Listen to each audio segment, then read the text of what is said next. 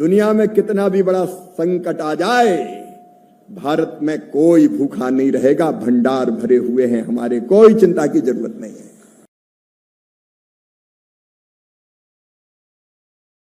लेकिन दलहन तिलहन हमारे लिए चिंता का विषय है। क्यों मंगाए बताओ, हम क्यों हम इंपोर्ट करें? हमारे किसान में सामर्थ्य है, हमारे पास योजनाएं हैं।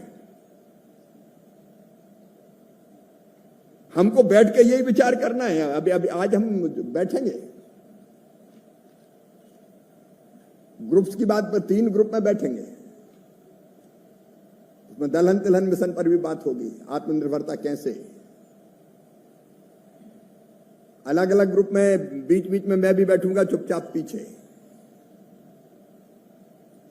सचिव भी बैठेंगे, डीजी भी बैठेंगे।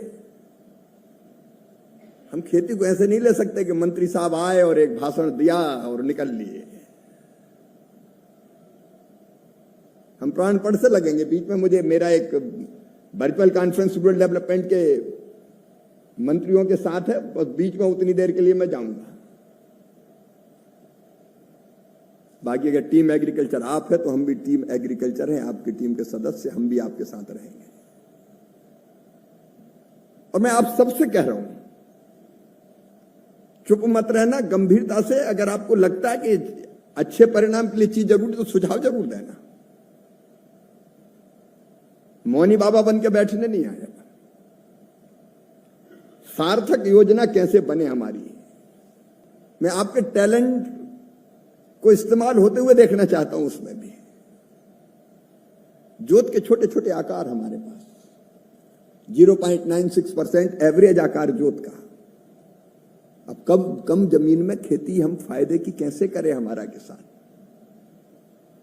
इसलिए केवल अनाज की खेती नहीं, फूलों की खेती, फलों की खेती, सब्जियों की खेती, पशुपालन, बकरी पालन, मुर्गी पालन, मछली पालन, क्या हम agri based, tree based agriculture पे जा सकते हैं, जिसको एग्रो फॉरेस्ट्री कहते हैं। कई मॉडल आईसीआर ने बनाए, लेकिन वो मॉडल अभी इंप्लीमेंट नहीं हो रहे हैं। तो हम कैसे अलग अलग गतिविधियों में किसान को लगा पाए ताकि उसकी आमदनी बढ़े। भाई, अन्नदाता सुखी भवा। खाद्य सुरक्षा सुनिश्चित करना है, लेकिन उसकी भी तो हालत सुधारना है जो दिन और रात मेहनत कर रहा है। ये इंटीग्रेटेड फार्मिंग पे आपके विचार चाहिए मुझे। एक राज्यों को जिस पर काम करना है वो नकली पेस्टिसाइड, खाद और पेस्टिसाइड, अगर कोई नकली बेचता है तो पाप करता है, अपराध करता है, उसको छोड़ना नहीं है किसी भी कीमत पर।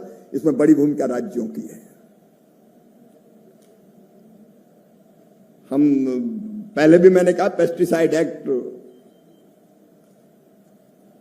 सीड एक्ट, इस पर तैयारी चल रही, सलाह मशवरा विचार विमर्श चल रहा है, वो भी लाएंगे। लेकिन हमारे पास जो आज मौजूदा व्यवस्था, उसके अंतर्गत गड़बड़ करने वाले को ठीक करने का काम हमको करना ही पड़ेगा।